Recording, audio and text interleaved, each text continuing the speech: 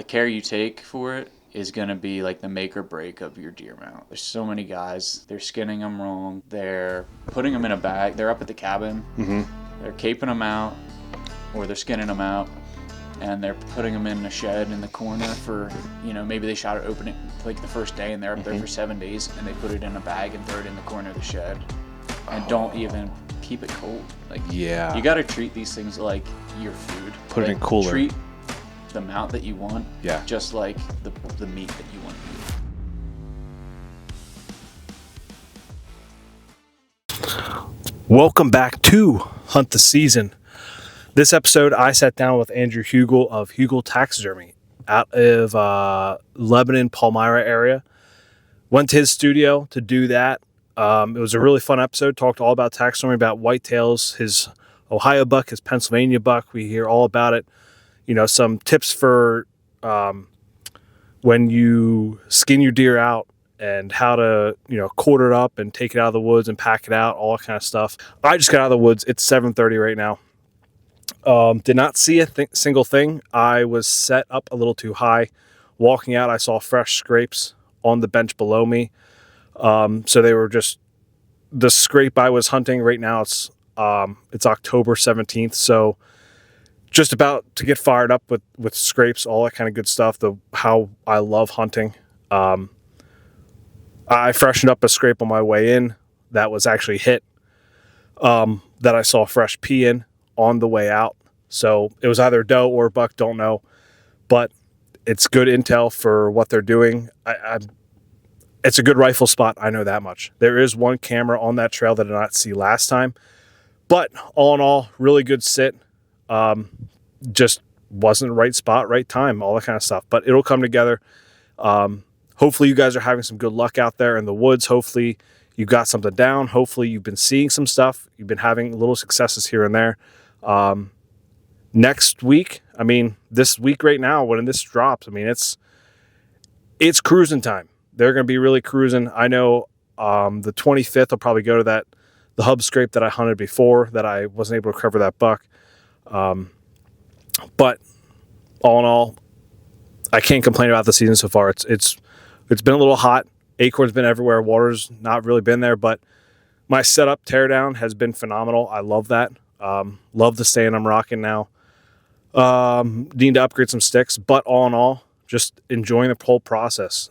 Even though haven't got anything down yet, seen some deer, seen a buck, seen a doe, seen another doe, and good intel for future. It's a long season. We got till January, Martin Luther King Day, I believe. So, it's a long season. Who knows? We'll see. Just keep enjoying it, guys. Go check out our partners in the description. Code of silence. Use code HUNTSEASON10. That'll save you 10% off. Discount code will be in the description as well as the affiliate link. Go check out the other affiliate link, Latitude Outdoors. I love the Maverick saddle. I just bought the suspenders as well to hold my saddle up as I'm walking in. Absolutely love it. Deer age. Now's the time to get your deer age if you're getting one. Go use code HTS. That'll save you 10% off your entire order. It also helped the podcast out as well. And YouTube channel. Make sure you go subscribe to your YouTube channel. We're at 3,345, I believe, right now, subscribers. So go. Hopefully we can get up to like 5,000 by the end of the season. Who knows? But also go check out Campco. Use code HTS. Hopefully you pre-ordered a shirt and you will be getting it pretty soon here. They should have shipped out on the 13th. So hopefully you get them here soon. We will be having hats on there soon as well. Deer Hunter Synthetic, go check them out. Now's the time to get the N11 for this rut time frame. I'm going to start picking it out with me and putting in scrapes as well. That's it, guys. Other than that, just keep getting out there, enjoying this beautiful weather and what we're able to do. See you guys. Good luck. We are at Andrew's house. Andrew, you want to introduce yourself and the business we're at right now? Yeah. All right. Well, my name's Andrew Huegel. I'm the owner of Huegel Taxidemry, and right here at my house. Yep.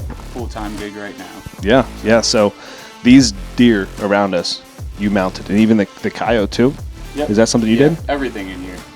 Wow. So you do everything in this place. Yep. Yeah, wow. It's just me. Yeah. I do pretty much everything. Like deer, waterfowl, they're my 2 biggest things. And then I do fox, coyote. Okay. Fish, but only replicas. Yeah. I don't mess with the old style stuff anymore. I used to. It gets to be a lot, and replicas are way better to go with now. But yeah, bears. I don't know. Pretty much everything. Yeah. So what's the before we get into your season last year, because I know you had a good season last year. What kind of got you into taxidermy? Was it just because you loved hunting that much? You just wanted to be a taxidermist? I mean, between my brother and I, like, he doesn't do taxidermy, but he's really artistic, and I'm artistic. We always have been, like, growing up, and we both hunt real hard too, and I just kind of merged the two of, like, art and my passion. So, okay. Yeah. All right. Yeah, I mean, I think I kind of want to talk about this too, like working in the industry, right? I think it's a glorified thing. You know, like I think social media kind of glorifies it a little bit. And when you look at that on social media or in the media in general, you think, oh, this guy hunts all the time. Like he's out in the woods. Like during hunting season, that's all he does, right? That's not the case. No. Like I've tried for so long to get into the industry. Like after doing the podcast for, I would say after 3.5, 4 years of doing it, that was when I kind of was like, okay, now I want to try and get into the industry. I want to work in the industry. I want to be in the industry because I can hunt all the time. I had one opportunity, and I regret it because the first question I asked was like, well, what about hunting season? Like, how much can I hunt? Like that was, and like, I think that kind of like deterred them from hiring me because I asked that question, right? That explain hunting season, because with you, right. I can imagine that's kind of where it started with me too. So, how far do you want me to go back? Oh, like, dude, we can start from the beginning. I'll just go back. So I was in the Marine Corps. We talked about that. I got out, and then I started working for a company who just does like branding and stuff like that. And it was good and all, but I just would think about hunting all the time there. And then I was like, I need to like start like doing my own thing so I can hunt all the time. Yeah. You know, ideally. Like, yeah. It doesn't happen like that. But during that time I was like getting into taxidermy too. Like I was working there and I was working for myself. Okay. So part-time here, part-time there.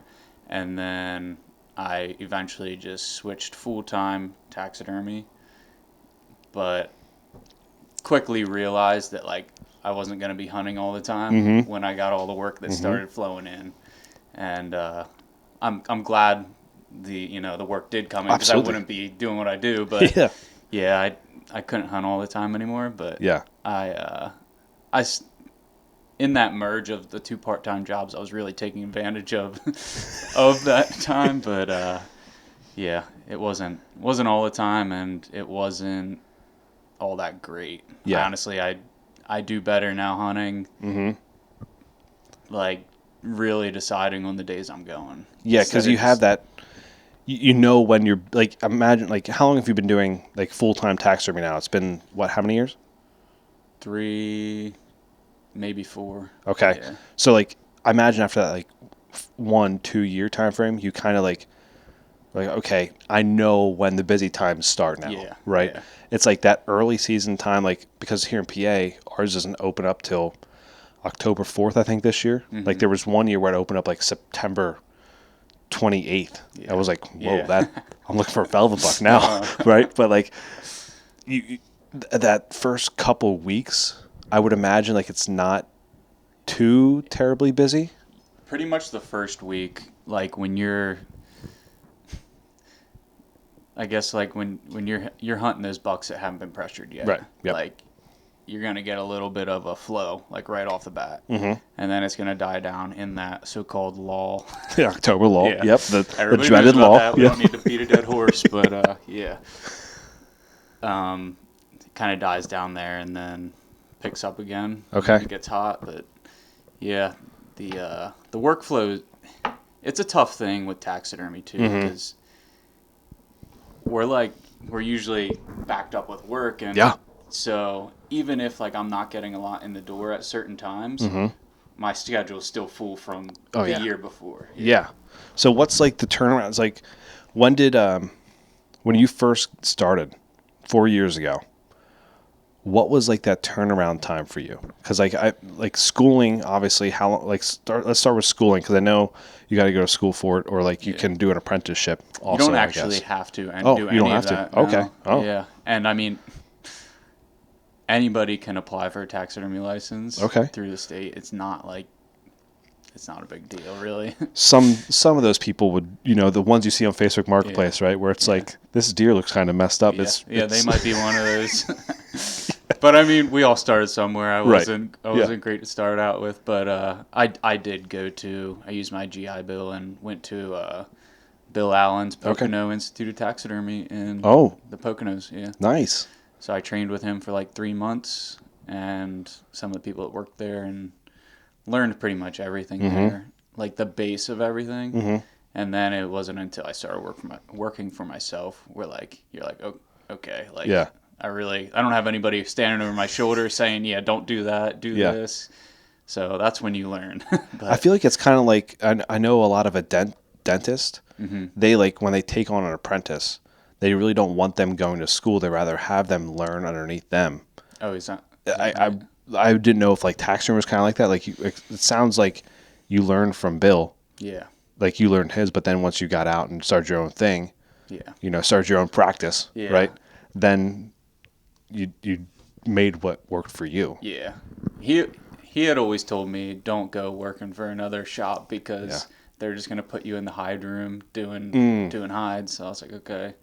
I wish I would have gone and worked for somebody for 6 months or a year and helped out and just learned all the ropes of a flowing shop. Yeah. But it's kind of the struggle for me there. But I got through it and figured it out. Looking from the little bit I was in here, these deer look really good. Oh, thanks. Like they do. Yeah. And the whole atmosphere down here, it makes you think of a cabin. It's pretty sick. I've been to other taxidermy shops where it's not like this at all. It's very small. They have from floor to ceiling, they have just everything covered on the wall. You can't really I feel like you can't get a good look at the mounts at that point when it's so loaded up with stuff. Here you can look around and you can actually see the work you're doing. And you can actually see it, and that's the cool part. Yeah, well, I like clean walls. Yeah, when my walls are all cluttered, I start. It's too much, you know. If they're full of stuff, that means people aren't coming to pick up their mounts. True.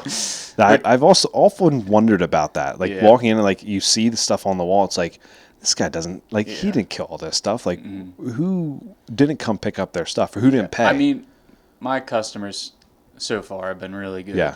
I don't have that issue too often. Yeah. And it's not really a big deal to me, but you get one every now and again. Oh yeah. But I do wonder that. I'm like, man, and sometimes it's a massive buck or something. Yeah. If this was mine, I'd be this over guy the right minute here. I'd be over the minute they told me it was done. You wait for that phone call. It's like Christmas morning when you get that phone call. Yeah. I got a big 6-point this year, and it was a year. I just do European mounts until I get a really massive buck that I want to get shoulder mounted. And I was waiting and waiting and waiting. I was like, okay, European mounts don't take this long. What's going on here? Then I finally got the call. I was like, okay, I'll come pick it up today. Yeah. I just want to hold it in my hands again. It's you have that memory of the buck.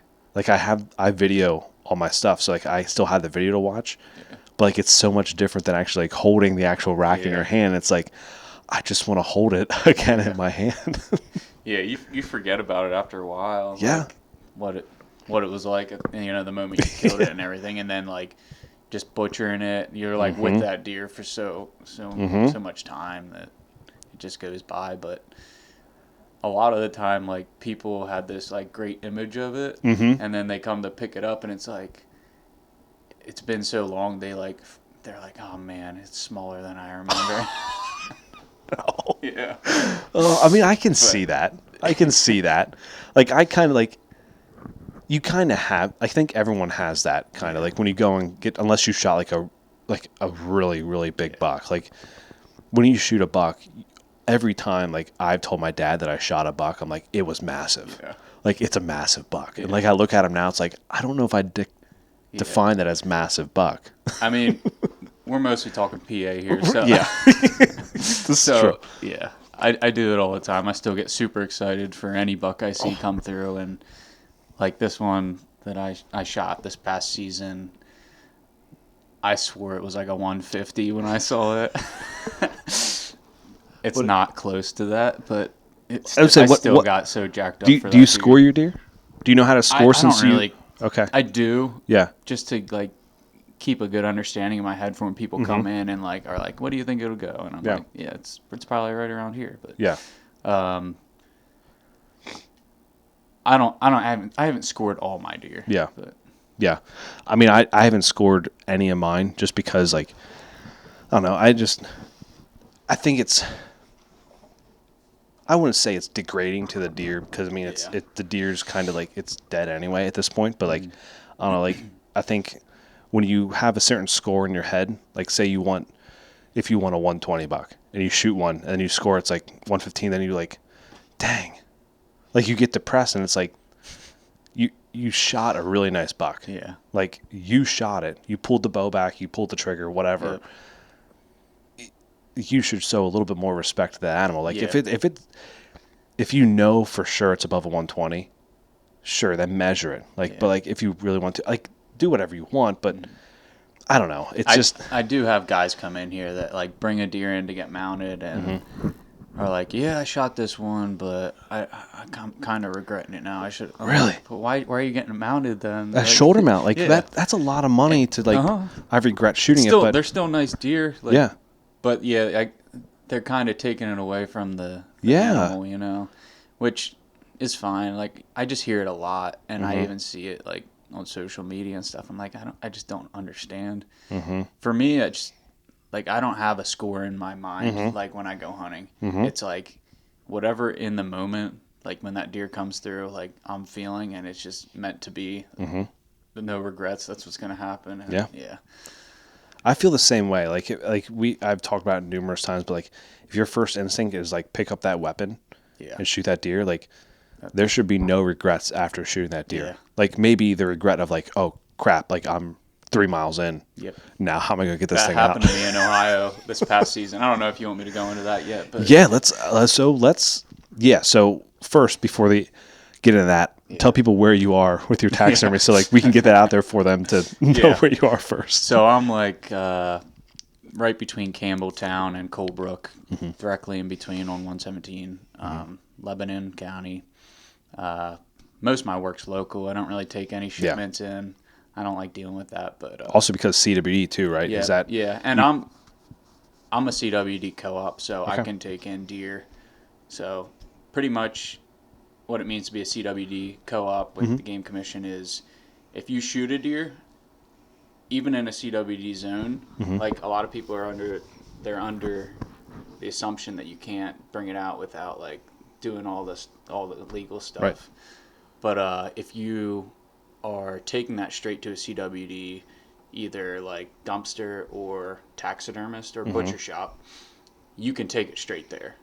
But you have to go straight from where you killed it to the taxidermist. So, like, what about the whole Maryland to PA? Like, as long as it comes straight to you? Yep. From what they've told me, it's straight to you. Okay. Because they wouldn't be able to pretty much clean it there still, and then I don't. It's a little dicey. Like, I'm sure there's, like, certain ways where people could get in trouble for things. Oh yeah. But as long as it goes straight to the cooperator, and then you should be fine. Okay. All right. Yeah, that's one. I think that's one of the biggest kind of issues with taxidermy in general. Like, especially, I mean, if you just do a European mount too, like, it's still one of those things. It's like, if you don't, like, you still have to get it. So you're supposed to clean out the brain cavity completely. The spine should be gone, like, for a Euro. I'm talking, and that's, like, clean it good, soap and water. But also, I don't know. It's kind of funny to me because you're just like, if you shoot it on a game land, it's public land, and then you're just there cleaning all that out. all the brains, Yeah. the stuff that you would think you're leaving it there yeah, on the you game are, lands then. but I guess you're still containing it in the area it came from. Right. So I don't know. They're just trying to do whatever they can to keep it controlled. Yeah, exactly. My opinion is CWU's been around for a long time, and I think it's always going to be around no matter what we do. Yeah. But yet, trying to control it as much as possible is the best bet. But yet, that is some questions like why are we leaving that stuff on the game lands when that can spread now somewhere else? Like, say a coyote gets that, right? Yeah. That coyote's not going to necessarily stay there. Like they could go to another game lands that's not in a CWD Pretty area, quick, too. like very quickly, or like a fox, or and then poops it out. Then a bird gets it. And then it flies over here. Like there's a lot of like situations there. Yeah, that's out of our control too. I mean, that could be if the deer dies. Like even if we're not the one to kill a deer out there, but yeah, I think everybody's asking these questions. I think everybody's like, you hear it all the time. You just kind of like. You just at this point in like how long it's been going on, you just kind of like, yep, okay, that's fine. I think we're just gonna have to live with it and around it and just make your best calls. So. Yeah, that's definitely what we're gonna have to do. So, for your mounts, what's like the average cost? Like, I always like that full sneak mount. Yeah. How much does a full sneak mount cost? I mean, pretty much all my shoulder mounts, I just base price at $700. Okay, that's a good. I think that's a good price. Like honestly, like that's pretty average for the area. Full sneak, semi sneak, upright. Okay. Semi upright. They're all, like for me, I just charge the same amount. Okay. But if you're gonna go to pedestal, like this one, both these here, right behind us, all my pedestals are $850. Okay. Yeah. I mean, that's still not bad. So with the pedestal, you're getting this too? No. Oh, I was gonna say. Pedestal that's just like the form. Oh, okay. So if you can see there, I sell all those with the swivel bracket too. Okay.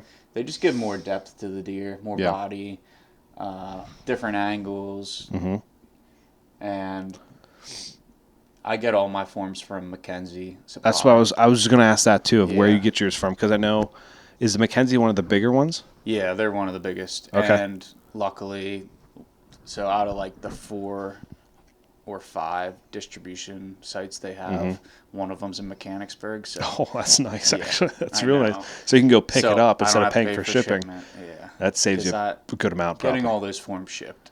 That costs a lot, and guys do it all the time. That's why you'll have people charging a lot more for a shoulder mount. Oh yeah, taxidermists, because they'll be paying for all those shipping costs too. Yeah. So with the backs of them right there.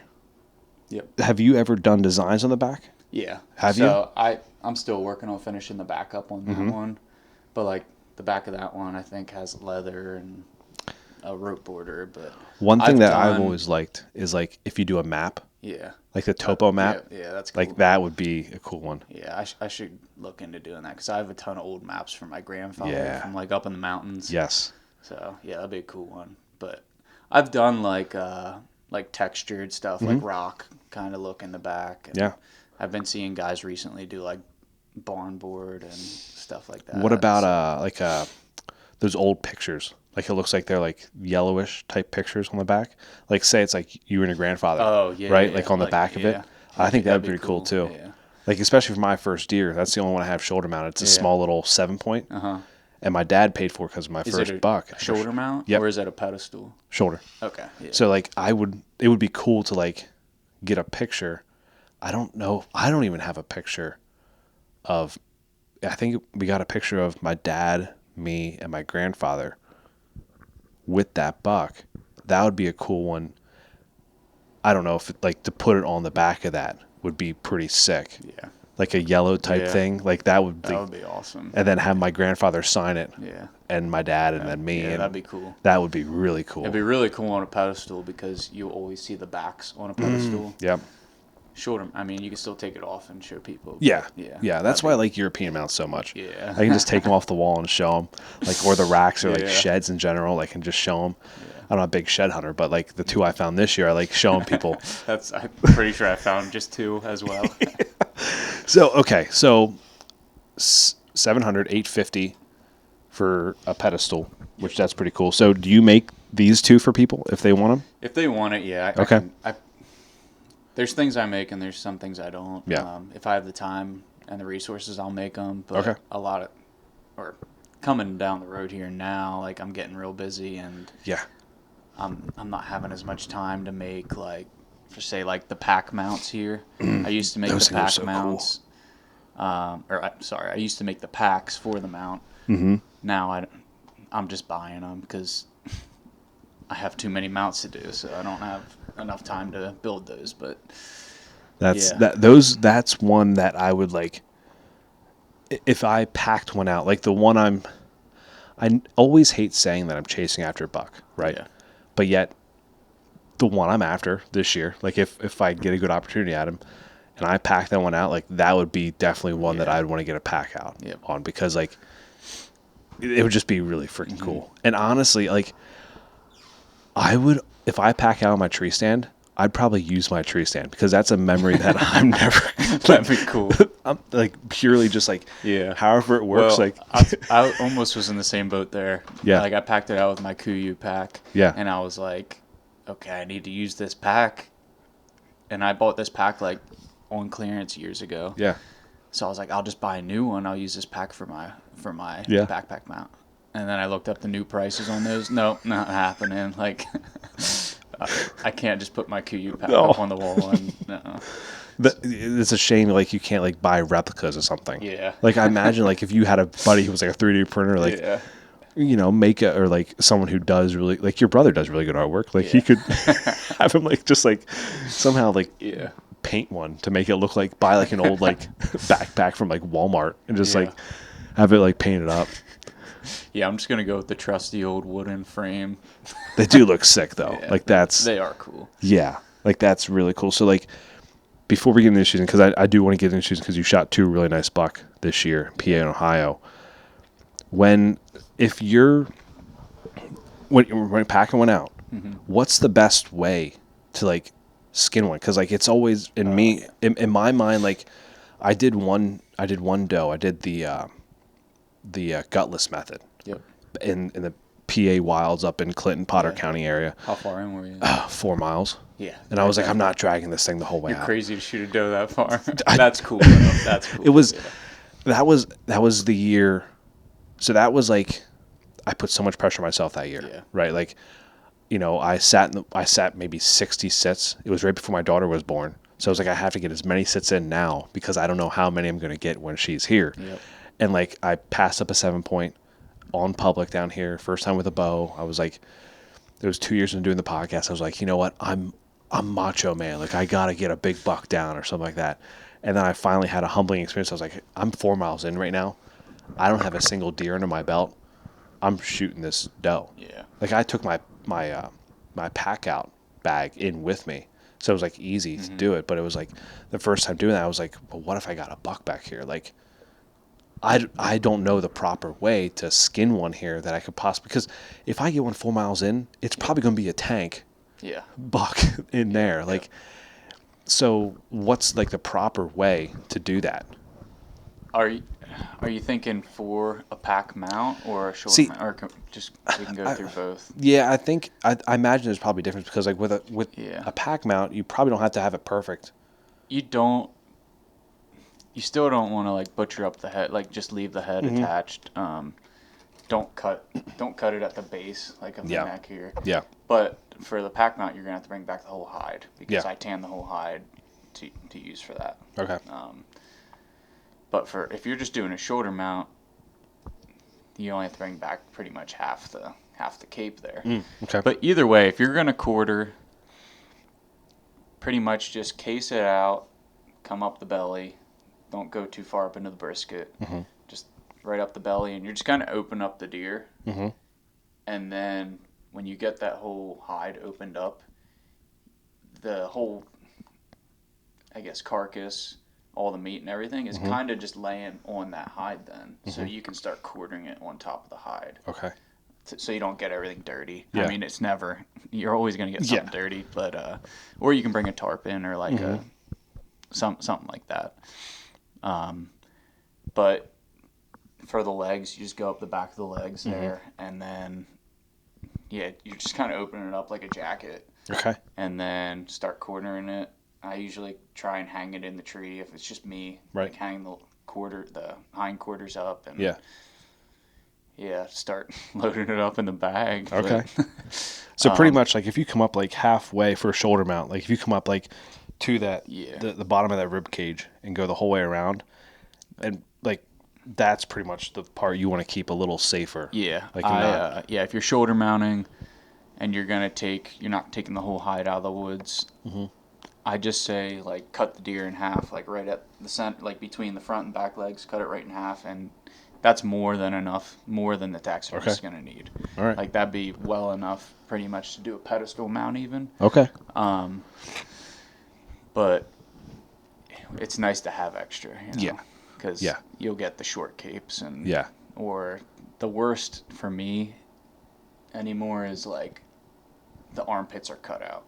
Oh, because like the shoulder mounts nowadays have a lot of armpit, and like the old mounts, like right there from like our fathers and grandfathers, like it's kind of like a neck, right there. I think so. Like we need the armpits now, and why I have them cut out all the time. So then I'm altering things. Yeah, it's adding more. Like I have to charge more because like you're getting less. Yeah. But I'm doing more work to... True. Putting it back together and all that kind of stuff. So why is that? Why was that change of, like, more armpit now? Like, just I think it's just... the look? Yeah, it's... like, the taxidermy suppliers and just taxidermists in general are always trying to improve. Like, they want to give a more lifelike look. And, like, you can see those old, like... I just call them neck mounts because they're, like... they're not... I mean, it has a little bit of shoulder in them. Yeah. But they just... I don't know. They don't look right, and we're always improving. So it's good for them to be like that. Kind of like that one up there, in the corner. Yep. Right. Mm-hmm. That one has less. Yeah, that one has less shoulder right there. Yeah. And okay. A lot. That's upright. Yeah. Or semi-upright. Sometimes they have less armpit to them. Okay. But. It all depends. Yeah. Okay. All right. So, do you have a pamphlet when people come in, like, hey, these are like the looks that you can go with? I have a poster right up on the other side of this wall. Okay. Here, all right. Okay. So they can just look at that. Okay. But there's a good bit to choose from. Yeah. That's why I also try and just stick with Mackenzie, because when you give people so many options, they can't it's a lot for them to think about. Yeah. Well, where am I gonna put it at? And like you gotta, I think the most important thing for them to know when they come in is like what turn you want. Yeah. Like left or right or straight. I don't personally like straight mounts because the turn, in my opinion, gives them a little more life. Yeah. You have the old straight mounts that are ears forward, upright, just like aggressive look. No, mine's turned. Yeah. Mine's turned. Yeah. I mean, I'm not busting on anybody if they have straight mounts, but that's my like vision. The one I would like is like a full sneak, the lip curled, ears back. Like, especially if you get like an aggressive buck, if you know you shoot an aggressive buck, it's like make him look like, okay, this is what he was doing. Yeah. Right? Yeah. Like, I like also the shine on each one's nose. Like, that's mine does not have that. Yeah. The shine. It's like those little details. What's the hardest part of the whole mount? The prep work. The prep. The hide. Okay. Yeah. Makes sense. I mean, if you have good prep work, you should be able to mount it fast. Okay. All right. If you don't have good prep work, the time it takes you to mount the deer is going to take twice as long. Okay. Yeah. All right. Learn that pretty quick.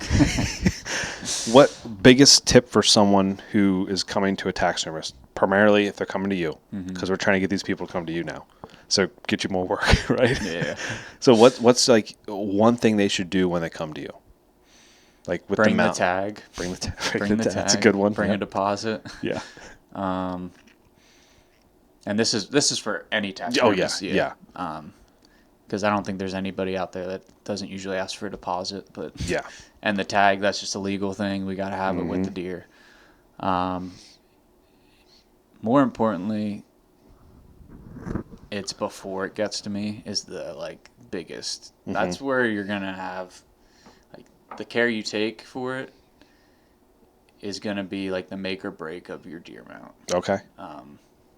When it comes to me, like in the shop, like I'm not really expecting much, but Yeah. other than like what I said, the tag and a deposit. Right. Maybe you thought about what you want done with it, but usually I give them plenty of time because it's not going to be done for months, you know. Yeah. So I just, send them all the forms and what they can pick, and they'll get back to me on that. But like I said, it's more important the time leading up to bringing the deer in. Okay. There's so many guys, they're skinning them wrong. They're putting them in a bag. They're up at the cabin. They're caping them out, or they're skinning them out, and they're putting them in a shed in the corner for, maybe they shot it open like the first day, and they're up there for 7 days, and they put it in a bag and throw it in the corner of the shed, and don't even keep it cold. Like, you got to treat these things like your food. Put it in cooler. Treat the mount that you want, Yeah. just like the meat that you want to eat. True. That's what I say. Yeah. The best thing, there's a lot of good things. I'm just gonna go into it. So, you shoot the deer. Yep. You get it back. Hopefully, quickly. You skin it out. And next thing to do, in my recommendation, if it's still like a warm, like the hair's still holding a lot of heat in, let the hide hang for like 20 minutes. Like outside, or doesn't? In a cool area, dark area, not in the sun. Okay. Just let it hang so that heat in the hair can dissipate. Okay. Or lay it flat, like in a deep freezer if you have the room, or a fridge or something like that. Okay. Don't fold it up right away after you skin it, because all that heat was in the muscle. Yeah. Is still in the skin and the hair. You fold it up and put it in a bag to freeze. Yeah. That heat's going to be in the center of where you fold it up for hours before the cold reaches the center.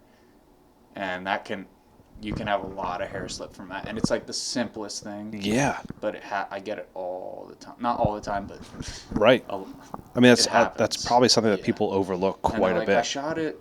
I got it off the ground in 20 minutes back to the cabin and put it in the fridge or the freezer. I'm like, well, it holds a lot of heat, especially if there's big chunks of meat. Yeah. Like that came off on the hide. Okay. Yep. So. Yep. That's a good tip, because I never even would have thought of that, to be honest with you. So that's a really good tip. I like that one. Has anyone ever? Actually, I want to save that question for the very end. Okay. I want to say that. I want to hear about the season now. The season, so the hunting season, or the work season? No, hunting season. Okay. We're done with work. We're done for now. For now, we're done with work. I'm sure your work never stops, so even on the weekend, right? Okay, so what came first, the PA or Ohio buck? PA. So let's go through that. Let's walk through that process of even like the leading up to that, because I really like the whole process recently of like not just like, okay, I woke up that morning, I went and sat in this spot and I shot the deer, right? Like there had to be walk us through that. My brother and I primarily hunt together, and we do all our scouting and stuff like that. We have spots, like we work together, and we're a really good team. Where at? I'm going to write them down. Yeah. So we did all the scouting early season, or before the season, and we usually bike into one of our main spots, and it's a few miles in, and so we set up stands and all that, and we mobile hunt mostly, but we'll have like a couple here that we hunt, like a couple stands we can pop around to, just to have that like, okay, I have something if it's like a rough morning. If you wake up late. And it's just, or we think we're going to hunt that stand like a lot during the season. Right. There's so many variables. Anyways, so that spot's far in, and every year I'm so jacked up to go hunt, even though I could hunt like closer in the ag fields and like not in the big woods, because it's hard to hunt big woods in the early season, at least in my opinion. But we found ourselves going the whole way back there and hunting it anyways, and didn't see anything. But we had to try out our stand, and so that's how the season started. Yeah. And I hunt pretty good the first week, just for the the bucks that aren't pressured yet. Yeah. And so I did that. Hadn't had much success, and usually for me, after the 20th, 23rd, 25th, that's when it really starts heating up around here. So I think it was, man, it's bad. I don't remember. I think it was around the 25th of October last year. Okay. I went back out to that stand that we hunted the first day. Yeah. And I went and sat up there, and it was like 9:30. I saw a monster running down. I saw his antlers glowing through like the cedars. Yeah, and I thought it was a buck that we had been watching. He was like a really tall, just 7-point, sweet buck. Yeah. He's probably like a 120. Okay. So I see him, just coming through, cruising over the top, and starts walking through, and I'm like, okay, like here he comes. He stops at like 20 yards in front of me, and like behind some cedars, and I like go to pull my bow back, and I just couldn't get it back. Because were you like half holding it the whole time? It was a super cold morning, and I was like, the 25th. Yeah, that's when I shot my buck, but couldn't recover him. For like how the season was going with temps, this was a cold one. That was like, the perfect I think it was day. 30 degrees. Yeah, in the morning it got to 60, that bad, but right? Like, yeah, when it's been so warm and you get that, like that's why I was out there. But, yeah. So like I couldn't pull it back, and then he comes walking through my opening at like, I think he was 13 yards. Ooh. And I like got it back, and I just heart shot him, and he went and tumbled like 40 yards away. Oh my gosh. And it was that buck. It wasn't the big one. So I totally thought it was. Was there two? Was like no? It was just him. It was just him. I just was like so jacked up. I was Isn't like, that funny how like we automatically like we're like, oh, it's. I had it. I saw what I wanted to see. You're right. Yeah. You saw legal. Yeah. And you saw like a big rack, and you were like, I'm happy with it. Yeah, and I'm super happy with it. Oh still. Yeah. He's a nice buck. Yeah, I think it was like 108. Yeah. Which I say, if you're shooting like 100 and above in PA, like on public you're too. On public, that's what I mean. Like you're killing it. Like that's great. Yeah, you did it. I mean, that's a nice buck. Honestly, like really nice buck. Congratulations on that. Thanks. And the fact that you're like, I feel like that 25th time frame, man. Like the same thing happened to me. Like I had 2 doe come down, and then I had that 1 buck come up, 22 yards, and like it just, didn't work out like I wanted it to. But like it was like that was the perfect morning, like you said. Like it was like that temp drop. It's like those good spots, like like you had right there, and like anyone who had a good spot, it was like that was the morning to be out there. Like everyone says October lull, like and don't hunt mornings in October, but like when it gets like that October 20th, like even October 15th, I think like that's the time frame where it's like starts to switch a little bit. I mean, anytime they have they have hard antlers on, it's like they're ready to do anything. Yeah, I mean that's their hormones changing for the rut, you know. But yeah, for me, like I try not to mess too much with like deeper spots or my like so-called rut spots until after the 20th. Yeah. But they can always change. They can do whatever they want. So walk us through this setup. Like obviously don't give any spots away, all that kind of stuff. But like walk us through why you set up there and like why it was a perfect setup for that day. So this area, we had been like hunting for the last 3-4 years. We started turkey hunting it, and then like I saw that like the Game Commission was doing really well with habitat work here, doing cuts, and it's near ag. But I mean, you can like this was still a mile away from ag, but like there's not a lot of ag around there, so it's a plus. Yeah. The more disturbance you can see in the terrain, like the more choppy it is, like choppy as far as like I don't know, all the little like vegetation, Like the mix of all this stuff? Yeah, the mix, just the topographic lines, like the more weird stuff you can have. Yep. That's what I look for, like the better it's going to be. Yeah. Like those really close lines, all that kind of stuff, like steep terrain. Is that what you mean? Like steep and then, you know, you have the flat mixed in and then you got benches, you got points, you got saddles, you got a ton of stuff just in one kind of area.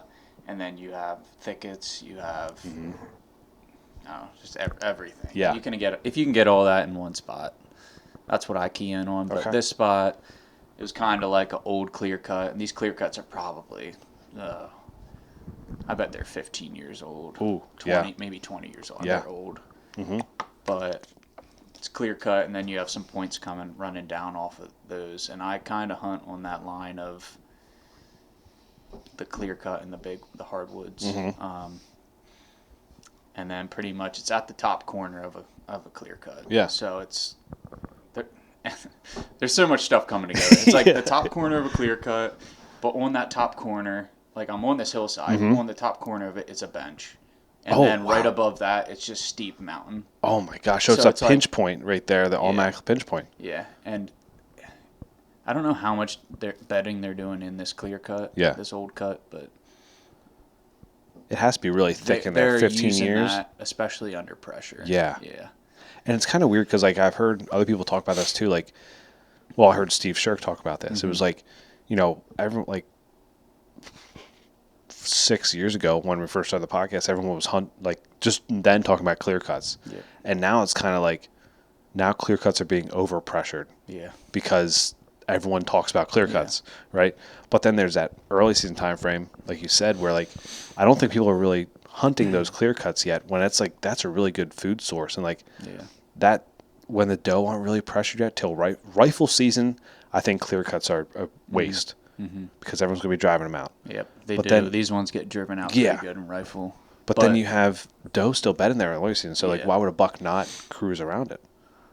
Yeah.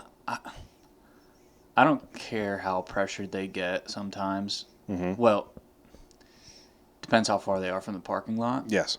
These clear cuts we're on are over 2 miles. So and they're on a steep hillside. Yeah. So you're not going to, most times there's not going to be 10, 15 drivers going back there and pushing out that. And there's a lot of rock and stuff. So I feel comfortable with it. Yeah. I mean, once rifle season does hit, if we're still hunting, yeah, I push past that. Okay. This place, though, is nice because it has multiple clear cuts back. As you keep going back, they still keep going. So. Yeah. And they're just like blocked off like every so often, you know. Yep. So. And if you can figure out, because mostly the people who drive usually have a routine every year. Like, hey, we're going to start here, then here, then here. Yeah. Where I hunt, they do the same exact thing where it's like, so you know, it's like a Thursday, Friday, Saturday thing. They start over here, then the middle, then the top. And it's like, that's how they do the drive. And it's like, okay, well, that makes sense then of where these deer are, of why you do that. Yeah. And like you said, with the rocks, drivers don't really go through rocks because there's a whole other thing with that I don't really want to talk about on the podcast because something that I don't want to give away. Put it that way. Like some things you got to keep close to your vest, right? Like I think that's the hardest part with hunting podcast. And podcast generally, like I agree to a point. There's some things I won't say, but I know even if I did say them, like 95% of the people don't have the ambition and drive to 100%. even do what I'm doing. So it's not going to really matter if they know that because they're not going to be tough enough to put up with it. You're 100% right. And the 5% that are tough and do this stuff, they don't need my knowledge. They already have their And I feel like those 5% also already have a buck thereafter. Yeah. Or like they already have like an area they hunt and they're trying to break down. I can have somebody tell me about a 140 that they know about. They're telling me every detail about it. I'm like, cool, man, go for it. Like I don't care. Like I'd love to see you kill it. But like you saying it to me isn't going to make me go for that deer. Like, right. I'm looking for my own. I want to put in the work for myself. Yeah. I don't want anybody else to do the work for me. There is though those sleuths out there that will try. Like I realized that with filming, a lot more like people come out of the woodworks and like, oh, you're here. I'm like, how did you figure that out? I'm like, this is. So now you got to watch what you put out there. That was a thing until I hear a lot more stories of people coming in here, and I hear things. So like, I was like, man, people really like. Some people really like follow, and like follow people's pins in the woods. Yeah. Follow like they, whatever people tell them, like they go and do that. But they're not doing it where I hunt because they're not getting there. Yeah. Well, also I think with our generation now, we don't use pins. Yeah. Like there was actually one of the guests I just had on. He had a really good point where like the only time he uses pins is when he practices getting up a tree, and he'll put like the pins where his tree stand will be or where his platform will be. So that way when he knows what tree he's climbing, he knows how many sticks it takes, when he has to stop, all that kind of stuff. Because when you're hunting that early season time frame, especially hunting scrapes, like you kind of want to know where you're shooting at and where your lanes are. Yeah. So I mean that helps a lot. Yeah. I was like, that's a good tip. Like no one's walking in the woods like where are they at, right? Yeah. So that's a good one. But I don't 5% I would say, yeah. Yeah. I'll put pins in, and I still don't really ever see anybody on my trail camera or something back there, or back in some of the spots I hunt. Yep. But rifle season comes around, and the woods are just glowing with ribbons. Yes. Like, and they're there until I go back the next year. Yep. To go scout again and hang like this time of year. Yep. They'd still be there. Those ribbons. It drives me crazy because. Yeah. I don't know. I think ribbons. Plastic everywhere. You're littering the woods. I think. Party, like. Yeah, you're littering the woods when you put those ribbons up. It's like, I get. Before OnX, before Spartan Forge, before Hunt Stand, before all these other stands, these other mapping services, like I understood it, right? Yeah. But now it's like you don't need them. Like pay the, I don't even know how OnX is. I think $29 a year for the basic, and $100 for the elite. Yeah. It's like you don't use yearly, your mappings. not monthly. Yeah, yearly. Yeah. And I don't know anybody who doesn't have that. Even the old folks like that come in here, like sometimes they're on it more than anybody else. It has to be the Amish. Yeah, it has to be. But even then, it's like they're usually very, very good with like directions. Like they should know where they're going. Like they use a horse and buggy for goodness sakes. Like, but anyway, let's get to the Ohio one now. Ohio, okay. Yeah. Which one's the Ohio? Is he Ohio? I haven't mounted that one yet. Okay, all right. I only got that one done for the state taxidermy competition. Okay. So that's the only reason why I mounted my buck before everybody else's this year. It usually doesn't happen like that. Right. So I'll put it out there so people don't get mad at me. Oh, why is your buck done? Why is my deer not done?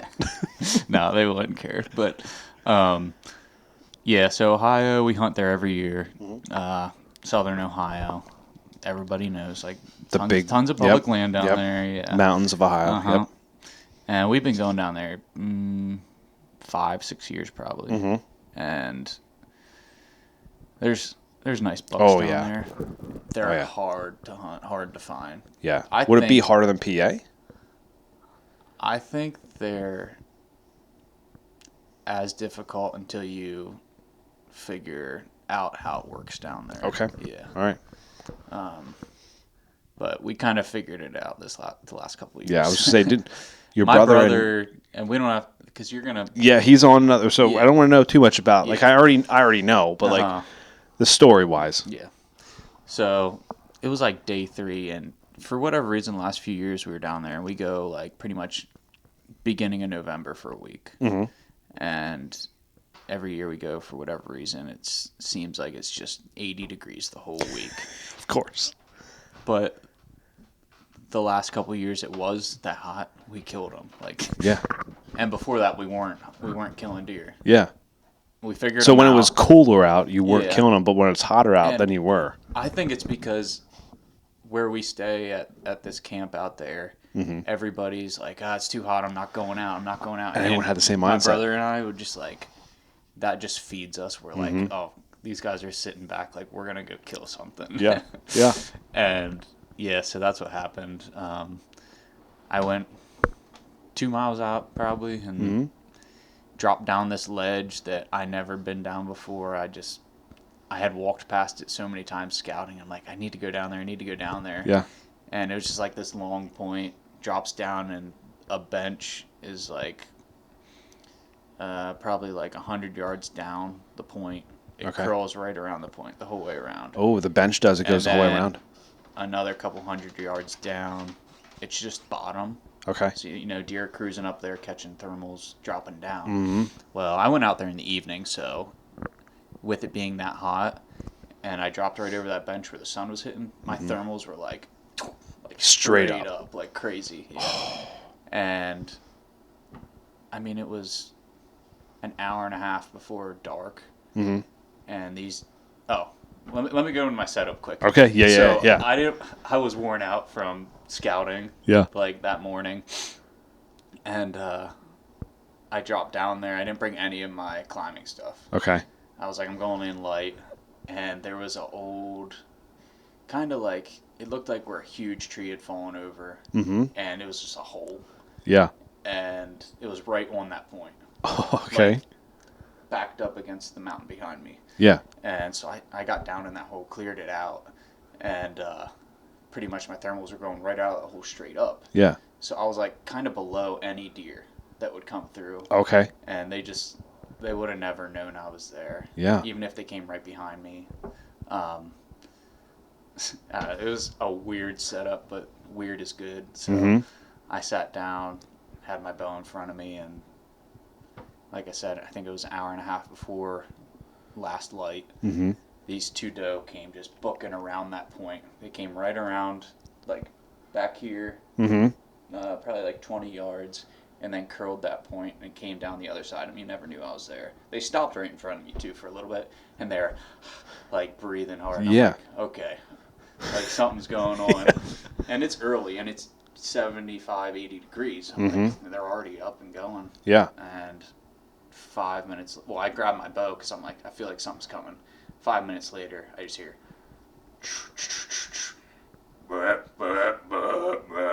like grunting its head off, Oh, my God. And he's like... Drooling? I couldn't... When I'm sitting in that hole, I can't see anything around me. I'm just hearing it. Yeah. So, until they get in front of me, yeah, it's kind of washed out there.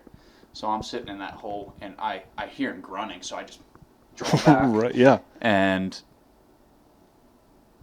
it didn't matter, like, at this point, how big this deer was. I was like, this is sick. Like, and he got to 20 yards right in front of me, and he stopped where those doe had stopped for a second, like I told you earlier.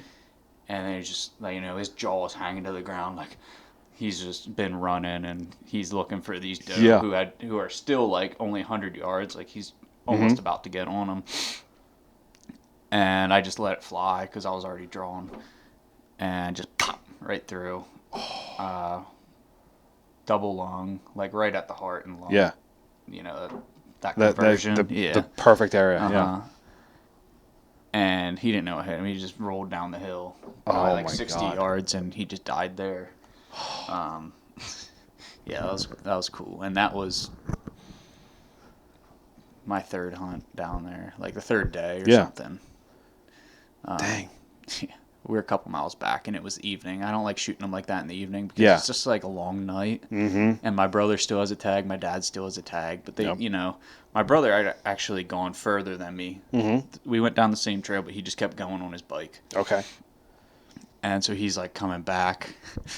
At this point, since it was an hour and a half before the sun went down, I had already gutted the deer, like caped it and everything, and it was just down there. And I had the heart. I brought the heart up in my pack with me. Yeah. And we didn't have service out there, so he didn't know I killed one. Yeah. So he's biking back, and it's like late because he was way further than me, and I've been done for a while now. Just happy, just killed a buck, and he pulls up to me, and it's like the same thing. Yeah, how'd it go? He was like, all I saw was a duck. Like, like he was sitting on this water hole, and a freaking mallard or wood duck flew in. Yeah. He's like, that's all I saw. And I was like, I just ripped the heart out and showed it to him, and he lost it. And then I made him walk the whole way down the hill and, help me bring it up out of there. And my dad came out. Oh my gosh. Yeah, he helped me too. They all helped because it was a couple miles Right. miles out. So, Yeah. Yeah. That's sick. Yeah, it was good. But that's going to be my next pack mount. Mm-hmm. Okay. I'll do that eventually. But. So compared to like one of these, how big was he? Oh, way smaller. Way smaller. But still, I mean, yeah, I think he was 92 inches. I mean, still, that's what he scored. Yeah. I thought you were going to say 90 pounds. No, he was still a big body dude. The deer out there are big. I've seen does out there that I'm like, how is there not 140 inches of antler on their head right now? They're massive. It's like the mix of just the woods, like down there, just the woods in general. And also there's some land around with ag in it. Yeah. It's like they can go to get that and like the water too. It's I don't know. And it's really scattered terrain. Like I was saying, it's hard access. It's weird. It's potholey. Yeah. There's deep ravines. You have it all. Plenty of area for deer to hide. Mm-hmm. That's what's tough around here. Like, deer don't have a place to hide. Yeah. And like those hedgerows and stuff in the farms that are all cut now, like they don't have that anymore. Nope. But yeah, I mean, back to my deer, like. I don't care about score. It was like when he came in, just like going crazy. Like I was like, this thing's like. Yeah, I mean, when you think when you hear something like grunting up a storm like that and chasing two doe, it's like, I don't care what this is. Like that's like if you call one in, if you rattle one or blind call one in, or like you can stalk up on one. Like I think it doesn't really matter at that point what the score is or how big it is, because it's like. The work that even like scouting, right? Like you put all this time in. It's like if you get one in the area you scouted, you're like, okay, there's a good sign here. I'm going to set up here. You get in there perfectly. You set up perfectly, and like it just happens. Like it could be an 80-inch buck, or it could be a 150. It doesn't matter because it's all about that, like the process, like the work you put in. Like it's just so more rewarding when you put that work in. Yeah, it definitely is. And Ohio kicked our ass for so many years. Like when somebody gets a deer down, people start getting more deer down. Like it's like such a morale boost. Everybody's like, I need to get out there. Yep. Or there's days where like maybe someone doesn't get a buck, but like somebody comes back and they're like, dude, I had 5 running through, like 5 that morning, like all between 100 150 inches, and it's crazy. But I mean, that's like this. We went out to Ohio past year too. Ethan shot one, a small little 6-point, but he was pumped for it. Yeah. I was pumped for him too.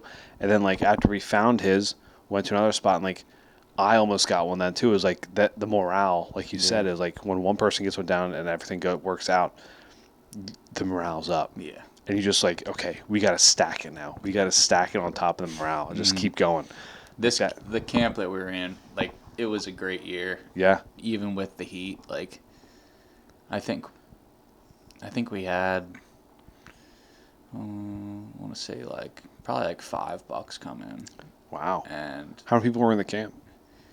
I don't want to. If I say like how the camp is, it might give away an area. Oh, okay. Yeah. I don't want to do that, but like, if there was like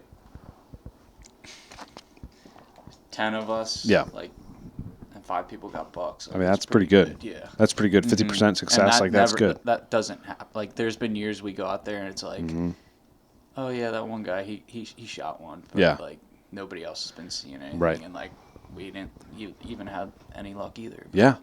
Yeah. I mean, that's like you said, morale. When you bring that positive energy back, it resonates with other people. I don't want people to think Ohio's a good deer state. There's good deer there. I don't want people to think they're gonna go there and kill like a good deer right off the bat. Yeah. It's hard. Go to Ohio, not PA. And when I talk about hunting, like I'm 90% of the time talking about public land. So, yeah. It's tough, but that's just what I like to roam. I like to just go places I've never been. Yep. So what's your mobile setup? So I still have my lone wolf sticks that have been cut down into double. Oh, you cut them down? Steps. You cut them down? Yeah. Okay. They used to be the long 3 steps. They're 2 steps. I've wrapped them up. I use daisy chains on them. Yep. Like small, only bring like 3 or 4 out, or I hunt off the ground. Yep. But, and then I just run a tethered saddle. Okay. Tethered platform. I really liked the guys at Tethered. Like they've always been really good with customer support and stuff. They are, yeah. And we've kind of, like my brother and I have kind of worked with, like we know some guys that work there, and like, they've been great. So I'm loyal to that. I'm not. I guess it can be a little bit like a little one-sided, but they're a good company. Right. I mean, I think that's the whole thing with mobile hunting is like find what works for you and find what you like. Yeah. Like I see so many people now like just jumping around and like trying to like, oh, this stand's gonna make me a better hunter. Yeah. Or this platform or this saddle's gonna make me a better hunter. It's like I think there's other things that make you a better hunter, not the stand. The equipment does not make you the hunter. Yeah. The hunter makes the equipment. Yep. And I'd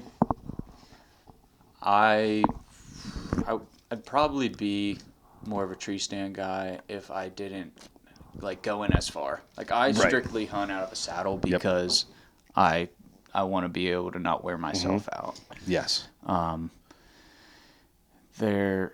have bad back.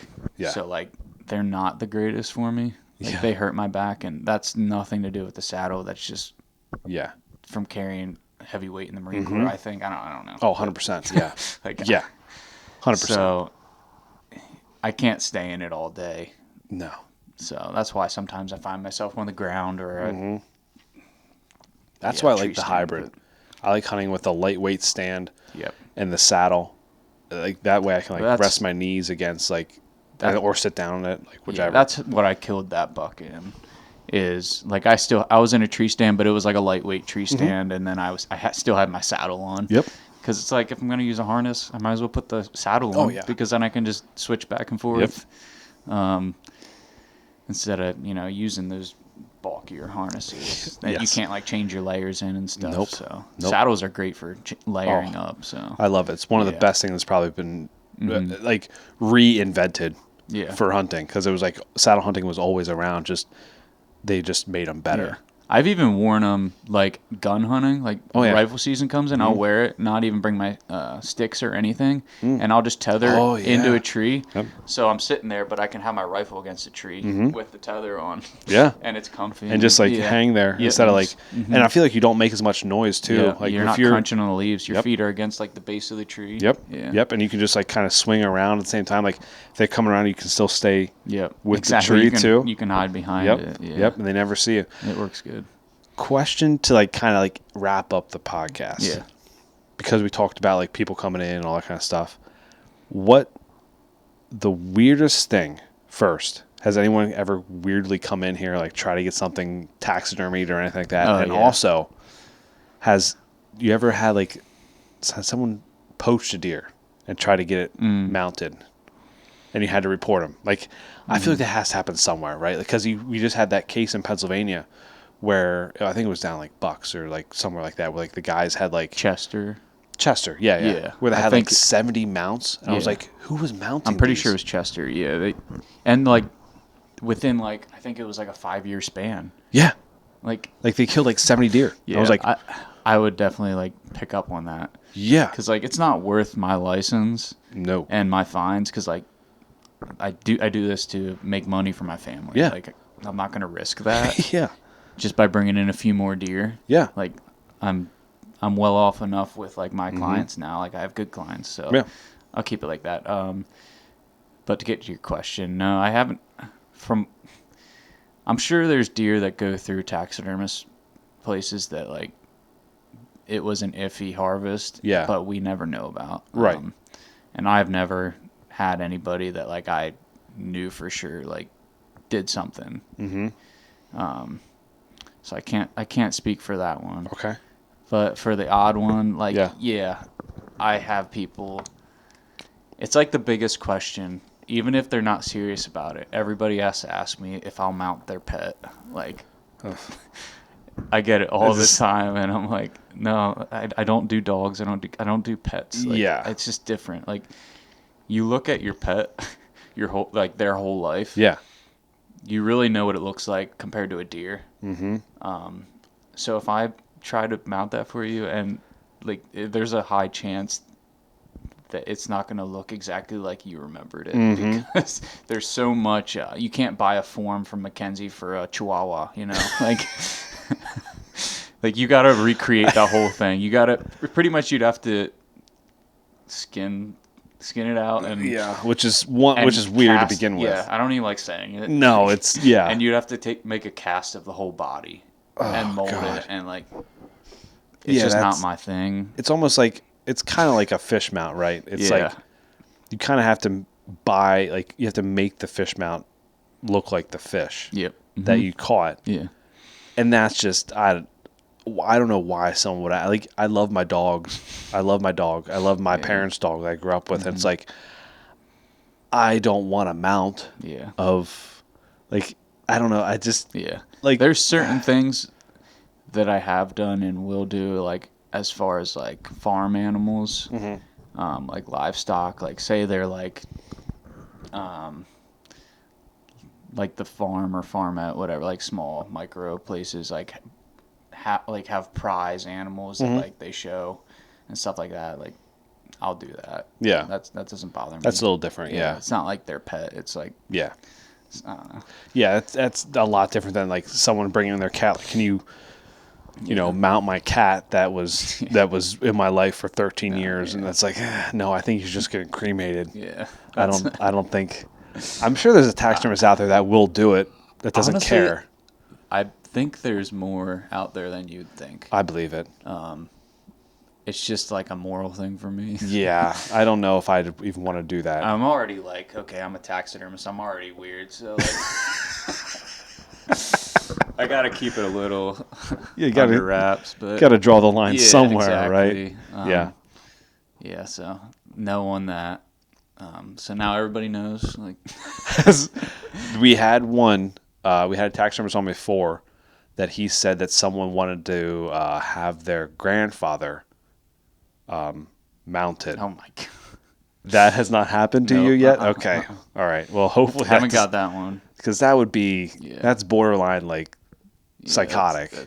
That's not right. Like just having grandpa sitting on that chair right there. I've heard about it though, but like not here. Yeah, that's yeah, I hope no one ever wants to, like, I don't want my daughter to be like, hey, can you taxidermy my father to sit on his favorite chair? Like, yeah, just bury him right in the ground. Like, bury me or cremate me, whatever. Just like, end it. Like, it's I'll live on in some kind of memory, but I don't want to live on in like a mount like that. It's weird.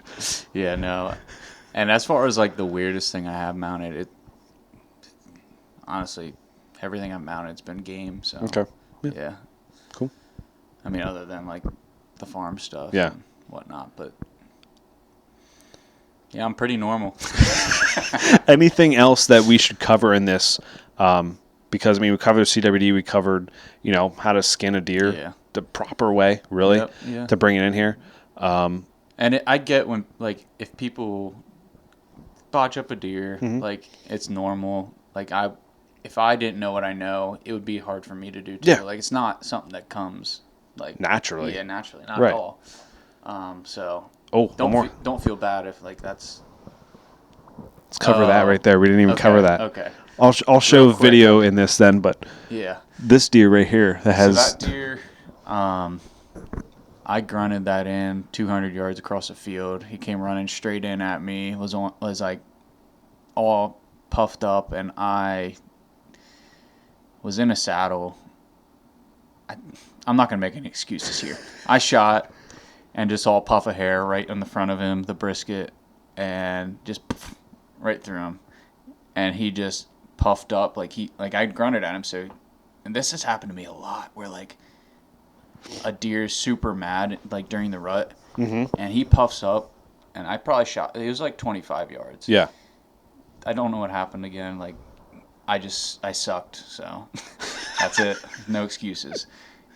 But he puffs up and comes in to 15 right under me, and I had gotten another arrow in and double lunged him. Yeah. So I was like, I have to put that on the mount just to remember.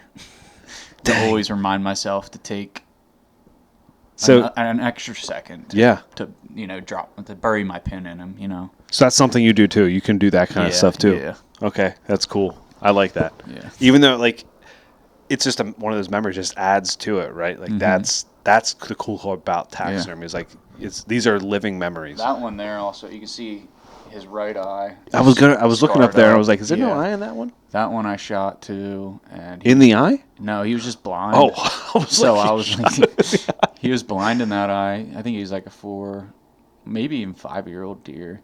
And, wow. Yeah. Wow. I had to keep it there. Oh, absolutely. That was years ago now that I shot him, and I was like learning things, and I just wanted to try some different things to show people. So. Yeah, to cover the eye up and I'll make him actually look more blind and all that kind of stuff. Yeah, that's pretty cool. Well, man, like all your stuff looks really good. It's been fun chatting with you and hearing the stories from PA and Ohio. Yeah. Let people know where they can follow you, get a hold of you, and get their deer mounted or elk. I imagine. Have you dabbled in elk yet? Elk, mule deer, antelope, all that. Yep. Cool. Just the last thing, I guess I'd say, going back to CWD. Mm-hmm. Like I said, like you can bring your deer right to a cooperating CW taxidermist. Not everyone, or butcher shop. But that's the liability and responsibility is on the hunter. Mm-hmm. It's not technically on the taxidermist. Mm-hmm. So be smart about what you do. Yeah. And make sure you're bringing it into a co-op. Right. Guy, so. Yep. It's on you. I'll leave it at that. And don't do anything dumb. Yeah, exactly. Yeah. Just be smart about everything you do. Yep. Where can they follow you at? I have Instagram, Huegel Taxidemry. Okay. Facebook, same thing, Huegel Taxidemry. That's Huegel. And then just taxidermy. Okay. I have a website. They can check me out there. Cool. Do you have a work phone number or is it just your cell? Just my cell. Yeah. Okay. And it's on the website. Okay. Cool. It's on Google. You can find me on there. Hey, well, I appreciate you allowing me to come over into your studio. No problem. This time. It was a good time. Yeah. I feel like I didn't even cover. Like I could talk longer. Oh, I know. We could talk for hours. Hear that, so. Guarantee we could talk for more hours. Yeah. For more. Yeah. But I don't think I have enough battery life to do that. Yeah. All right. See you, everyone. Yep.